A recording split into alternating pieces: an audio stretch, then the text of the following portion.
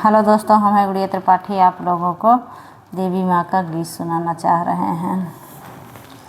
बैठल बा भक्ति दुवरिया पे, बैठल बा भक्ति दुवरिया पे, तनिका ताका जी दर्शनवा दई दा मैया जी, दर्शनवा दई दा मैया जी, दर्शनवा दई दा मैया जी, दर्शनवा दई दा मैया जी।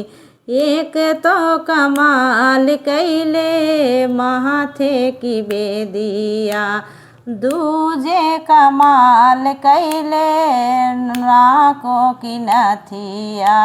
एक तो कमाल कैले माथे की बेदिया, दूजे कमाल कैले नाकों की नथिया।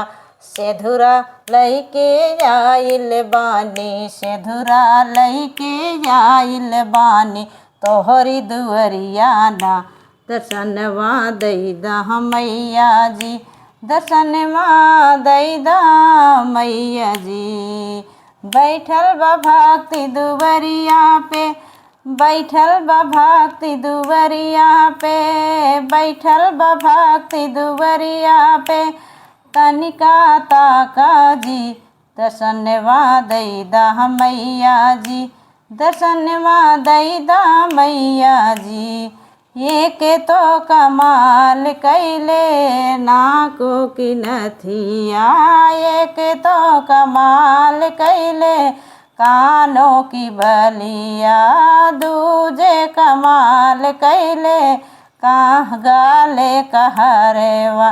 गजरा लैके आइल बानी, तोहरी दुअरिया ना, दर्शनवा दई दा मैया जी, दर्शनवा दई दा मैया जी। बैठल बा भक्ति दुअरिया पे, बैठल बा भक्ति दुअरिया पे, तनिका ताका जी दर्शनवा दई दा मैया जी, दर्शनवा दई दा मैया जी। एक तो कमाल कैले हाथों की चूड़िया, दूजे कमाल कैले पैरों के पायल। चूड़िया लेके जाइल बानी, चूड़िया लेके आइल बानी, तोहरी दुअरिया ना, दर्शनवा दई दा मैया जी, दर्शनवा दई दा मैया जी। बैठल बा भक्ति दुवरिया पे,